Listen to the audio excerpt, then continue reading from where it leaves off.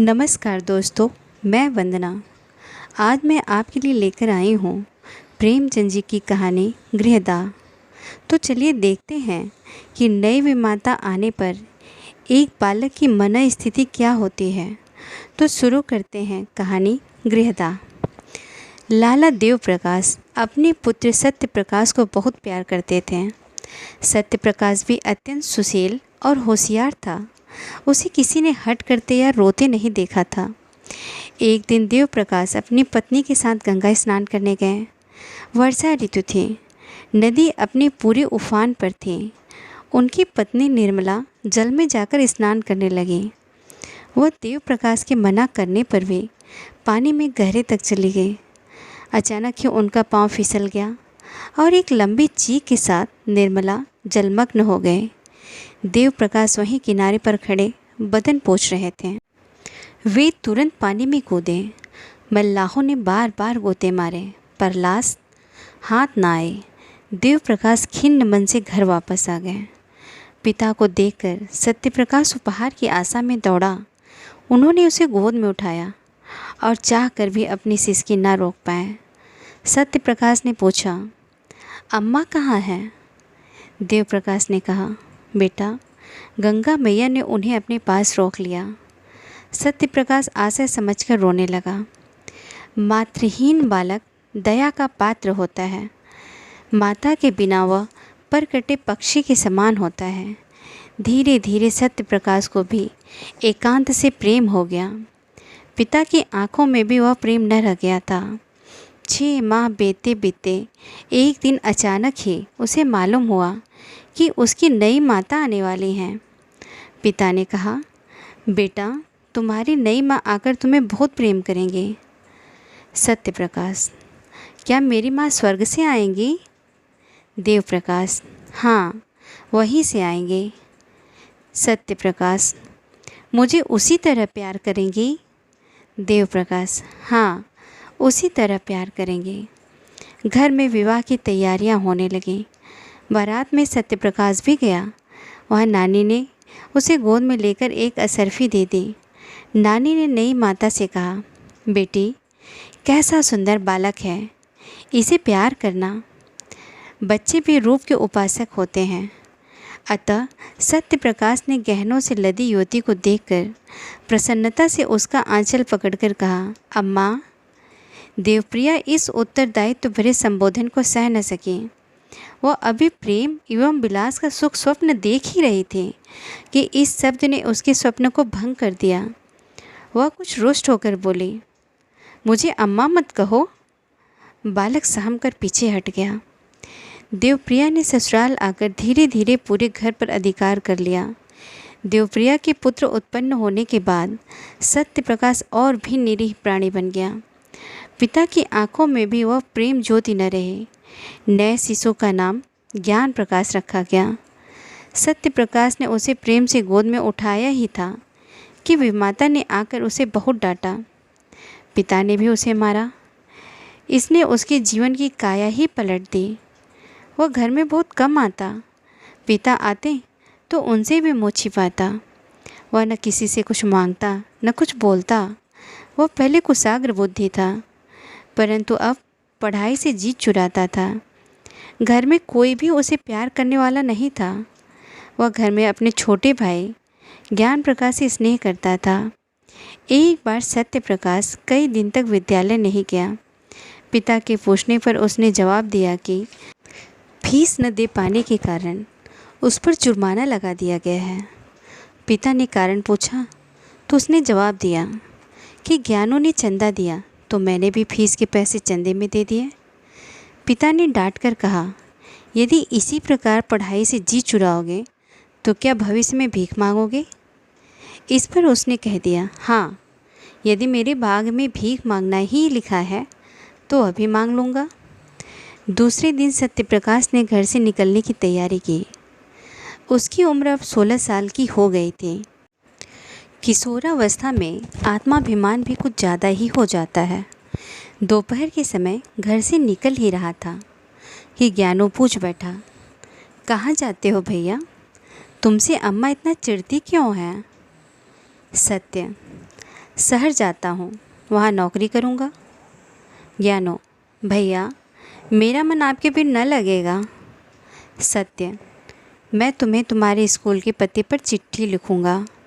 यह कहकर वह कलकत्ते चल पड़ा। कलकत्ते पहुंचकर सत्यप्रकाश ने एक धर्मशाला में सामान रखा।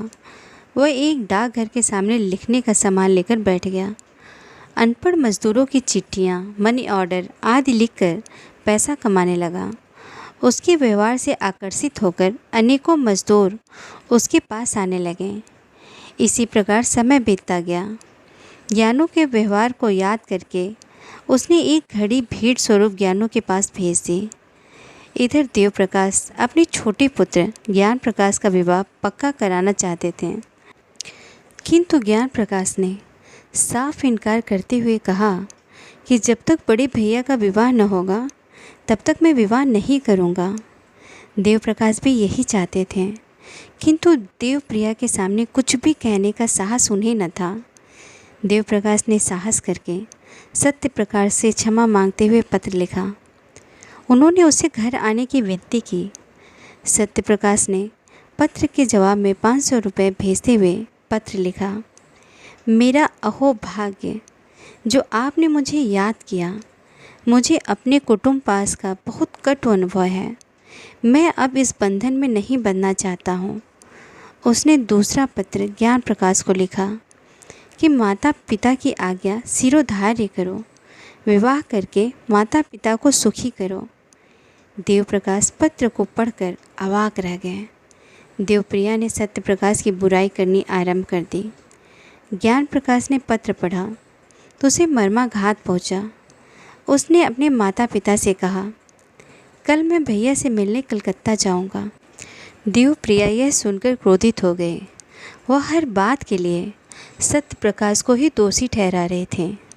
देव प्रकाश पत्नी को समझाते हुए कहने लगे कि ज्ञानो अभी क्रोध में है, शांत होने पर विवाह के लिए राजी हो जाएगा। देवप्रिया की आशंका सत्य निकली। देव प्रकाश ने बेटे को बहुत समझाया और कहा कि तुम्हारी माता इस शोक में मर जाएगी, परंतु उसने एक बार नहीं कहकर हाँ न की। अंततः पिता भी निराश होकर बैठ गए। 3 साल तक प्रतिवर्ष विवाह के दिनों में यह प्रश्न उठता रहा, पर ज्ञान प्रकाश अपनी प्रतिज्ञा पर अटल रहा। उसकी माता का रोना धोना सब निष्फल रहा। हाँ, उसने माता की एक बात मान ली। वह भाई से मिलने कलकत्ते न गया, मगर दोनों भाइयों में प्रेम पत्र व्यवहार बराबर होता रहता था। अब देव प्रकाश उदासीन रहने लगे। उन्होंने पेंशन ले ली और धर्म ग्रंथों का अध्ययन करते रहते। ज्ञान प्रकाश भी पढ़ लिखकर एक विद्यालय में अध्यापक हो गए। देवप्रिया अब संसार में अकेली हो गई थी। बिरादरी की सुंदर गुड़ी कन्याओं का ज्ञान प्रकाश के सामने बखान करती, पर उस पर कोई असर न होता। देवप्रिया लोगों के घर गाना बजाना और चहल पहल देखती तो उसका चित्त चंचल हो उठता था। वह हर बात का दोषी सत्य प्रकाश को ही मानते। एक दिन उसने सत्य प्रकाश को एक पत्र लिखा। तू मेरे प्राणों का बैरी है, मेरे कुल का घातक है, हत्यारा है। वह कौन दिन आएगा कि तेरी मिट्टी उठेगी। तूने मेरे लड़के पर वशीकरण मंत्र चला दिया है। इसके बाद वह नियम पूर्वक ऐसे पत्र सत्य प्रकाश को भेजने लगे। सत्य प्रकाश की दुकान बहुत अच्छी चलती थी, लेकिन कलकत्ते जैसे शहर में एक छोटे से दुकानदार का जीवन बहुत सुखी नहीं होता। अकेलेपन एवं परिवार के सदस्यों की याद ने उसे बीमार बना दिया था। युवावस्था में आत्मविश्वास होता है, वयोवृद्धि दूसरों का मुंह ताकती है, आश्रय ढूंढती है। रात को जब उसे नींद न आती तो उसका मन किसी से बातचीत करने के लिए लालायित होता, पर वहाँ निशांधकार के सिवाय कोई नहीं होता। इधर ज्ञान प्रकाश के पत्र आने भी कम हो गए थे। उसे संदेह होने लगा कि कहीं ज्ञानों का प्रेम उसके प्रति कम तो नहीं होने लगा है। मेरे लिए घर के द्वार बंद हैं, तो क्या वह मेरे पास नहीं आ सकता? इस भ्रम ने उसे और भी हताश कर दिया। उस गरीब को क्या मालूम कि यहाँ ज्ञान प्रकाश से उसकी माता ने कलकत्ते न जाने की कसम ले ली है। सत्य प्रकाश में एक नई आकांक्षा अंकुरित हुई। उसने सोचा, क्यों न घर लौटकर किसी संगिनी की शरण लो। महीनों तक संघर्ष चलता रहा। एक दिन अचानक देवप्रिया का विषाक्त पत्र पाकर वह संज्ञाहीन हो गया। तीसरे दिन फिर ऐसा ही पत्र आ पहुँचा। उनका पत्र आते ही अब वो बिना पढ़े ही उन्हें फाड़ देता था। 1 महीने तक इसी वेदना में घुल घुल कर वह बीमार पड़ गया। उसे रह रहकर अपनी माँ याद आती। वे माता का दुर्व्यवहार याद करके वह निराश हो उठता था।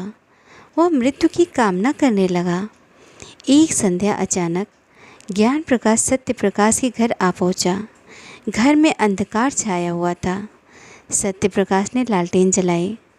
ज्ञान प्रकाश भाई का जर्जर शरीर, पीला मुख देखकर व्यथित हो उठा। सत्य प्रकाश, तुमने आने की सूचना क्यों नहीं दी? ज्ञान प्रकाश, सूचना तो दी थी, आपको पत्र न मिला होगा, माता जी का देहांत हो गया। सत्य प्रकाश, अरे क्या बीमार थी? ज्ञान प्रकाश, माता जी ने विष खा लिया था। पिताजी उन्हें दवा पिला रहे थे कि माताजी ने जोर से उनकी 2 उंगलियां काट खाएं। वही विष उनके शरीर में पहुंच गया। तभी से अस्पताल में पड़े हुए हैं। बचने की आशा नहीं है। सत्य प्रकाश, तब तो घर चौपट हो गया। ज्ञान प्रकाश, ऐसे घर को तो बहुत पहले ही चौपट हो जाना चाहिए था। दूसरे दिन दोनों भाई कलकत्ते से विदा होकर घर चल पड़े। धन्यवाद।